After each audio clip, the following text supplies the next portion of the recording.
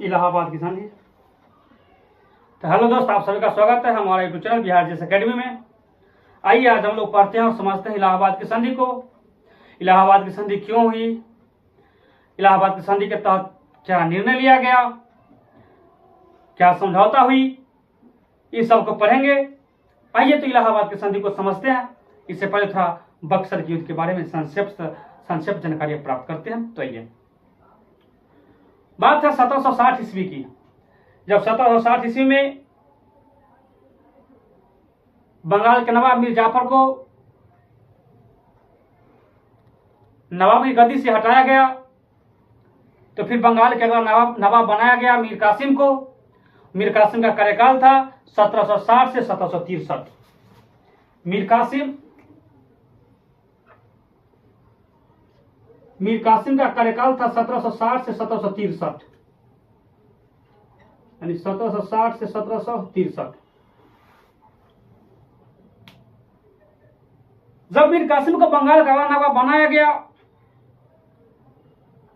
तो मीर कासिम भी मीर जाफर के तौर तरीके पे, उसके सिद्धांत पे अंग्रेजी कंपनी को लाखों लाख रुपया दिए थे। जब अंग्रेजी कंपनी को मीर कासिम के द्वारा जो लाखों लाख रुपया दिया गया था और जो 1,77,00,000 रुपया मीर जाफर दिया था, उस समय यह रकम काफी ज्यादा होता है। मीर कासिम और मीर जाफर के शासन करने के तौर तरीके से बंगाल एक बुरे दौर से और आर्थिक दौर से गुजरने लगा। और जिस बंगाल को अली वर्दी खां के शासनकाल के समय 1740-1756 के समय बंगाल को भारत का स्वर्ग कहा जाता था, वो बंगाल 1760-61 आते कंगाली के दौर से गुजरने लगा। यानी 1756 और 1760-61, यानी ये जो 5-6 साल की गैप में बंगाल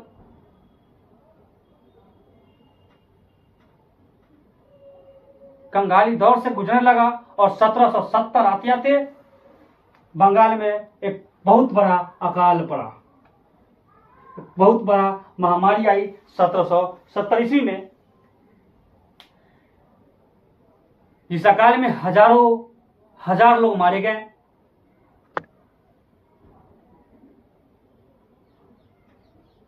तब मीर कासिम को समझ में आया कि अंग्रेज गलत तरीके से अपनी व्यापार कर रहा है। अंग्रेज को जो लाइसेंस मिला था व्यापार करने के लिए, उसे मुर्शिदाबाद में अंग्रेज, यानी बंगाल की राजधानी मुर्शिदाबाद में अंग्रेज गलत प्रयोग कर रहे थे, या दुरुपयोग कर रहे थे उस लाइसेंस का। इस दुरुपयोग को रोकने के लिए मीर कासिम ने सख्त कदम उठाया और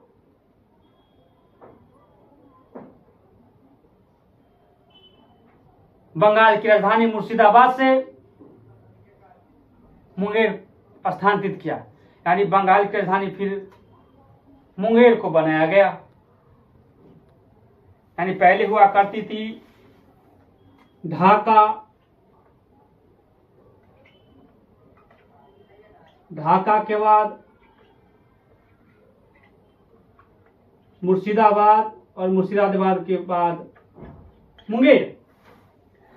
जब मीर कासिम बंगाल की राजधानी मुर्शिदाबाद से मुंगेर को बनाया तो मुंगेर में मीर कासिम ने गोला बारूद तोप कारखाने खोला। जब मीर कासिम बंगाल में गोला बारूद तोप कारखाने खोले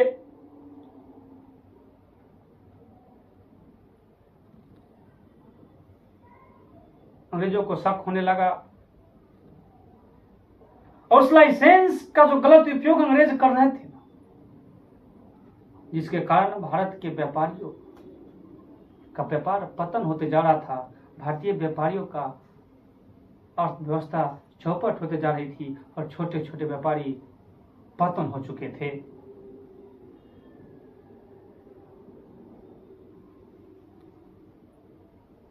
मीर कासिम जब बंगाल की राजधानी मुर्शिदाबाद से मुंगेर को स्थानांतरित किए, लाइसेंस को रोकने के लिए ठोस कदम उठाने लगे, तो अंग्रेजों को शक हुआ और अंग्रेजों ने मीर कासिम को गद्दी से हटा दिया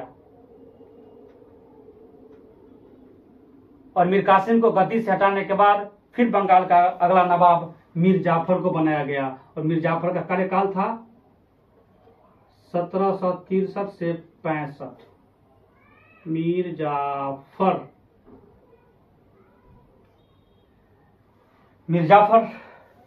मीर कासिम को गद्दी पर हटाए जाने के बाद, यानी मीर कासिम को फिर गद्दी से हटा दिया गया और बंगाल का अगला नवाब बनाया गया मीर जाफर को। जब मीर जाफर को फिर बंगाल अगला नवाब बनाया गया तो मीर कासिम हाथ पर हाथ धर के नहीं बैठा। मीर कासिम ने सोचा कि अंग्रेजी कंपनी को यहां से खदेड़ना है, भगाना है। तो फिर मीर जाफर ने अपने समकालीन अवध के नवाब शुजाउद्दौला और अपने समकालीन दिल्ली के मुगल बादशाह शाह आलम द्वितीय से मिलकर, यानी अवध के नवाब शुजाउद्दौला और मुगल बादशाह दिल्ली के मुगल बादशाह शाह आलम द्वितीय से मिलकर एक सेना का गठन किया, जिस सेना का नाम दिया भारत की संयुक्त सेना। भारत की संयुक्त सेना, यानी कि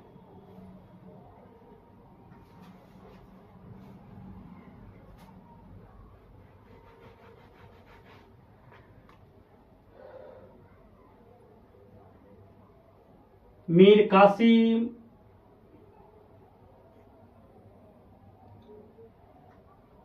शुजाउद्दौला और शाह आलम द्वितीय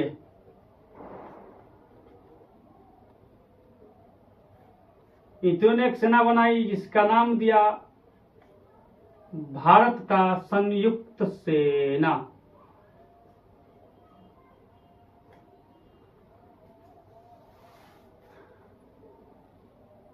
बंगाल के अपदस्थ नवाब मीर कासिम ने अवध के नवाब शुजाउद्दौला और दिल्ली के मुगल बादशाह शाह आलम द्वितीय से मिलकर एक सेना का गठन किया, जिसका नाम दिया भारत का संयुक्त सेना। और इस सेना का नेतृत्व कर रहे थे अवध के नवाब शुजाउद्दौला। इस सेना का नेतृत्व कर रहे थे अवध के नवाब शुजाउद्दौला।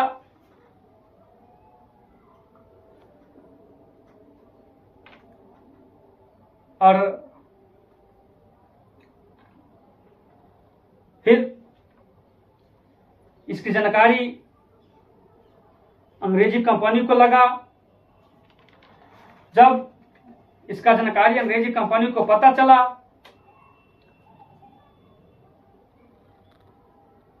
तो शुजाउद्दौला के नेतृत्व वाली भारत की संयुक्त सेना और बंगाल से हेक्टर मुनरो के नेतृत्व में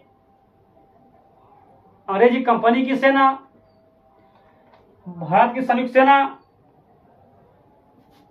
अवध से बंगाल की ओर कूच किया, तो हेक्टर मुनरो के नेतृत्व वाली सेना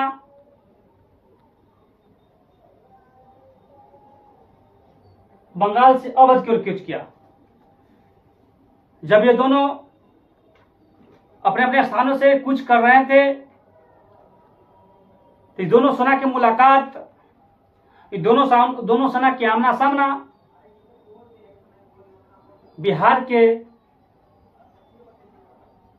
बक्सर में गंगा नदी के तट पर भारत की संयुक्त सेना और हेक्टर मुनरो के नेतृत्व वाली सेना आमने सामने होती है और एक युद्ध होता है, जिसे इतिहास में बक्सर का युद्ध कहा जाता है। बक्सर का युद्ध इतिहास में बक्सर का युद्ध कहा जाता है। बक्सर का युद्ध, बक्सर का युद्ध 22 अक्टूबर 1764 को होती है बक्सर का युद्ध। 22 अक्टूबर 1764 ईस्वी को होती है। इस युद्ध में हेक्टर मुनरो की नेतृत्व वाली अंग्रेजी सेना का विजय होता है, जीत होता है। वहीं भारत की संयुक्त सेना का नेतृत्व कर रहे थे अवध के नवाब शुजाउद्दौला, जिनकी सेना हार जाती है। और यही बक्सर के युद्ध को कहा जाता है भारत में ब्रिटिश शासन प्रशासन, भारत में ब्रिटिश की प्रभुसत्ता का मुख्य निर्णायक युद्ध यही था। इस युद्ध के बाद अंग्रेज ने भारत में अपने शासन प्रशासन को काफी ज्यादा चलाने लगा। इस युद्ध के बाद मीर कासिम, अवध के नवाब शुजाउद्दौला और शाह आलम द्वितीय की सिख सेना की हार होती है। अवध की सेना का नेतृत्व करते हैं शाह शुजाउद्दौला और वहीं ब्रिटिश सेना का नियुक्त करता है ब्रिटिश कंपनी हेक्टर मुनरो।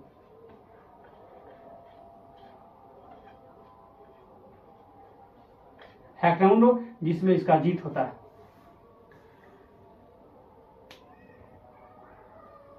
इस युद्ध में ब्रिटिश सेना की जीत होती है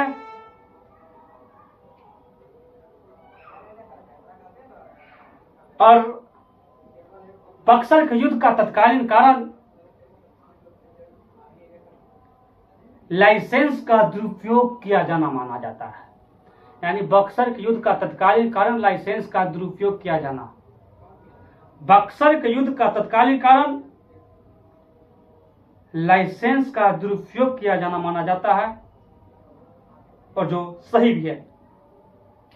और बक्सर के युद्ध की समाप्ति इलाहाबाद की संधि के तहत होता है। यानी बक्सर के युद्ध की समाप्ति इलाहाबाद की संधि से होता है। इलाहाबाद का संधि, तो आप लोग इसको नोट कर लीजिए, फिर इलाहाबाद की संधि को लिखेंगे।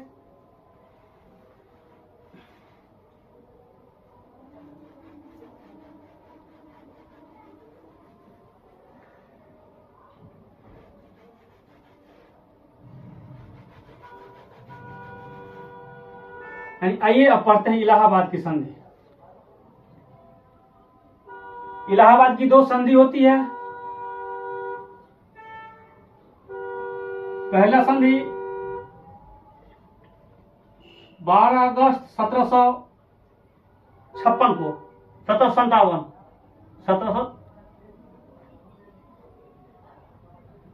12 अगस्त 1756 सॉरी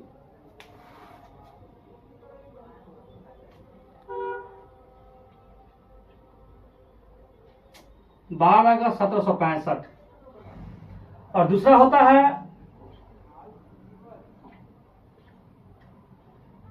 16 अगस्त 1765 को।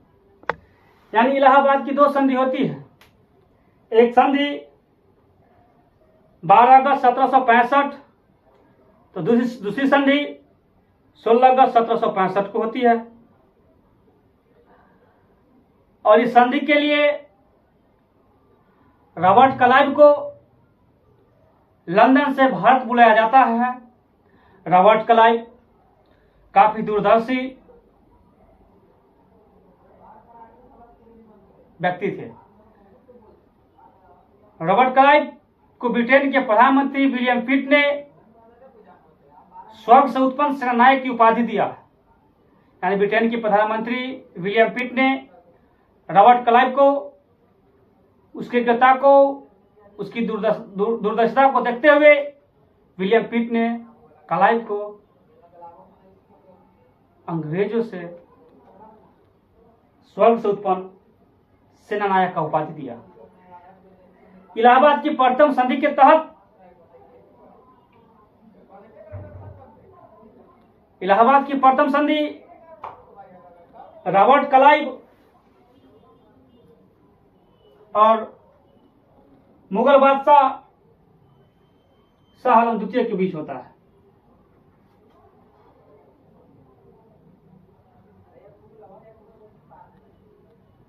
यानी रॉबर्ट क्लाइव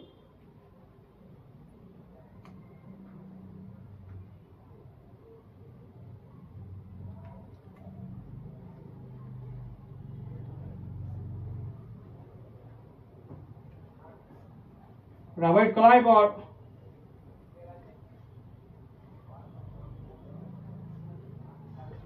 शाह आलम द्वितीय।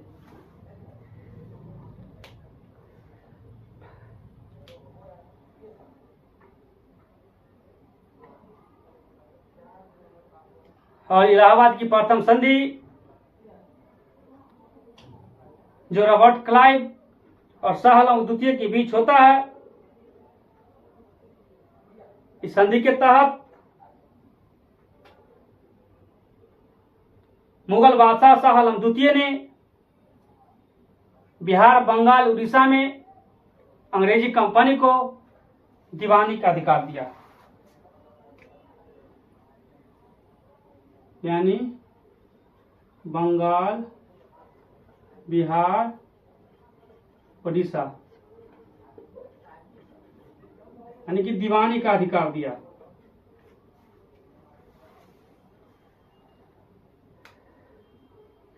और जब शाह आलम द्वितीय ने अंग्रेजी कंपनी को बिहार, बंगाल, उड़ीसा के दीवानी अधिकार प्राप्त किया, तो अंग्रेजी कंपनी सबसे पहले खासी जनजाति से मिले। खासी जनजाति अंग्रेजी कंपनी को दीवानी अधिकार मिलने के बाद अंग्रेजी कंपनी सबसे पहले खासी जनजाति से मिले और इस संधि के तहत मुगल बादशाह शाह आलम द्वितीय को 26 लाख रुपया वार्षिक पेंशन देना स्वीकार किया। यानी कि कंपनी किसको? तो शाह आलम द्वितीय को 26 लाख रुपया वार्षिक पेंशन देना स्वीकार किया।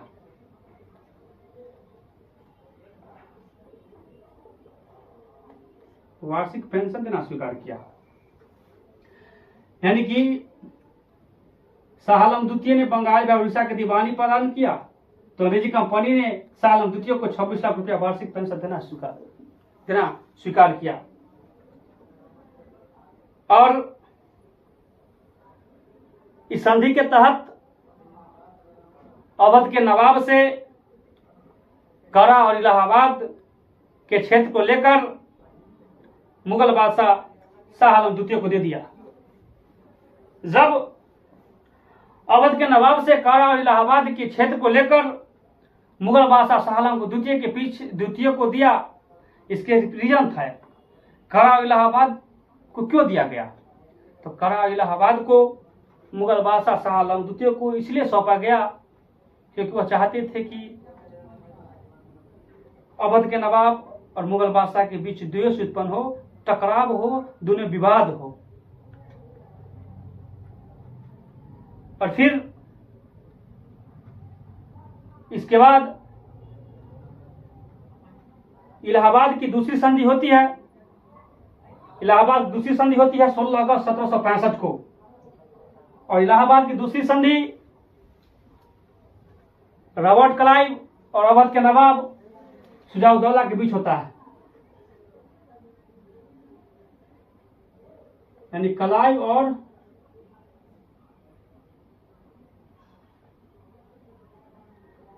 शुजाउद्दौला, क्योंकि उस समय अवध के नवाब ये थे, इसका नतीजा क्या था, क्लाइव के साथ इनको वार्ता करना पड़ा। यानी कि 16 अगस्त 1765 को क्लाइव और शुजाउद्दौला के बीच इलाहाबाद की दूसरी संधि होती है, और इस संधि के तहत 50 लाख रुपया युद्ध हर्जाना के तौर पे अंग्रेजी कंपनी को देना स्वीकार करते हैं। यानी कि सुजाउद्दौला जी 50 लाख रुपया वार्षिक हर्जाना के तौर पे, युद्ध हर्जाना के तौर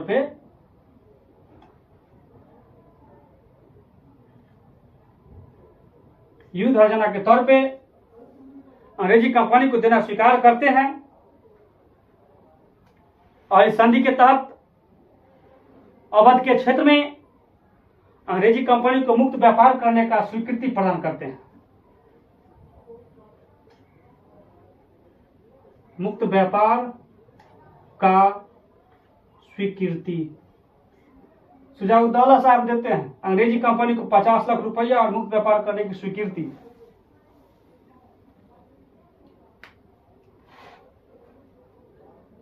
और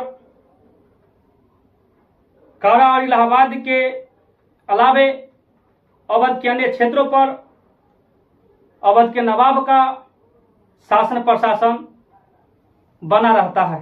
यानी कारा और इलाहाबाद के अलावे अवध के जो अन्य क्षेत्र थे वहां अवध के नवाब का शासन प्रशासन होता है। और फिर इसके बाद बंगाल के बहुत सारे नवाब बने और बंगाल जो योग्य नहीं था उन सबको उतना पढ़ना नहीं है। और बंगाल का अंतिम नवाब बना था मुबारक-उद-दौला, बंगाल का अंतिम नवाब।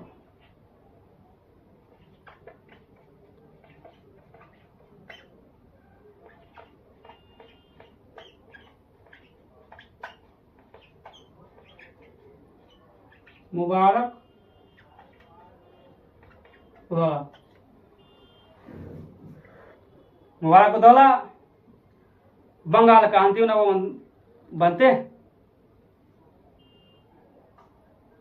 तो हम लोग क्या पढ़े इसमें, यानी कि बंगाल जो मुगलों का अधीन हुआ करता था, फिर स्वतंत्र शासन की स्थापना हुआ, फिर अलग अलग नवाब बने और फिर ब्रिटिश कंपनी ने आगे आकर बंगाल को अपने साम्राज्य में मिला लिया।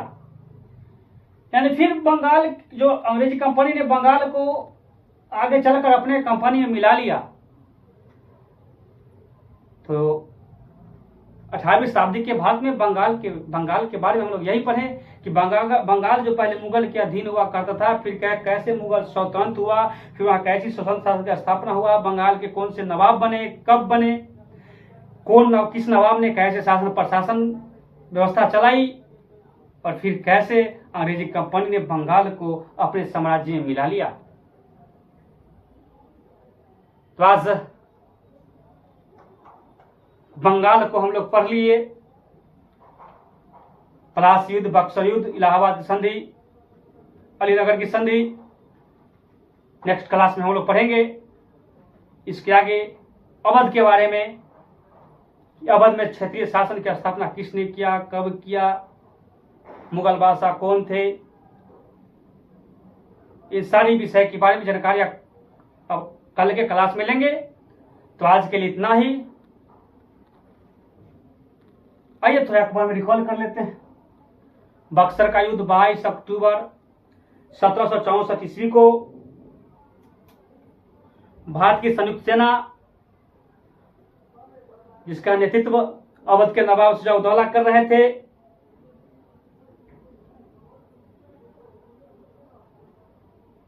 और ब्रिटिश कंपनी की सेना, जिसका नेतृत्व हेक्टर मुंडो कर रहे थे, इन दोनों के बीच बिहार के बक्सर में गंगा नदी के तट पर ये दोनों सेना आमने सामने होती है। और 22 अक्टूबर 1764 को युद्ध होता है, जो युद्ध वास्तविक युद्ध है। और इसी युद्ध से माना जाता है कि अंग्रेजी कंपनी ने भारत में अपनी शासन प्रशासन, अपनी राजनीति पर सत्ता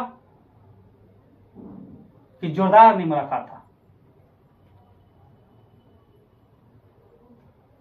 बक्सर का युद्ध का तत्कालीन कारण लाइसेंस का दुरुपयोग किया जाना था। बक्सर युद्ध की समाप्ति इलाहाबाद की संधि के तहत होता है। इलाहाबाद की संधि लॉर्ड क्लाइव और शाह आलम द्वितीय के बीच होता है। जिस समय बक्सर के युद्ध होता है उस समय बंगाल का गवर्नर, यानी बक्सर के युद्ध के समय बंगाल का गवर्नर, यानी बक्सर के युद्ध के समय बंगाल का गवर्नर बंगाल का नवाब मीर जाफर और बंगाल के गवर्नर वेंसी टार्ड होते हैं, यानी वेंसी टार्ड, नवाब मीर जाफर। इलाहाबाद की प्रथम संधि रॉबर्ट क्लाइव और शाह आलम द्वितीय के बीच होता है, तो वहीं दूसरी संधि रॉबर्ट क्लाइव और शुजा-उद-दौला के बीच होता है। प्रथम संधि के तहत बंगाल, बिहार, उड़ीसा में अंग्रेजी कंपनी को दीवानी अधिकार दिया जाता है और इसके बदले अंग्रेजी कंपनी शाह आलम द्वितीय को 26 लाख रुपया वार्षिक पेंशन देना स्वीकार करती है। और फिर दूसरे संधि के तहत शुजा-उद-दौला साहब 50 लाख रुपया युद्ध हर्जाना के तौर पे अंग्रेजी कंपनी को देते हैं और वही मुक्त करने का व्यापार भी स्वीकृति करते हैं। और फिर पहली संधि के तहत कारा और इलाहाबाद के क्षेत्र को अवध के नवाब से लेकर शाह आलम द्वितीय को दे दिया जाता है, क्योंकि ताकि विवाद बना रहे। फिर दूसरी संधि होती है। इन सारी तमाम जानकारी पढ़े हैं और बंगाल को संपूर्ण तरीके से हम लोग पढ़े हैं, विस्तार तरीके से पढ़े हैं। अब अगली क्लास से पढ़ेंगे अवध के बारे में। आज के लिए इतना ही। आप लोग को वीडियो अच्छा लगे तो वीडियो को लाइक करें, चैनल को सब्सक्राइब जरूर करें, अपना प्यार बनाए रखें, चैनल को सब्सक्राइब जरूर करें। आप सभी का धन्यवाद। आप सभी का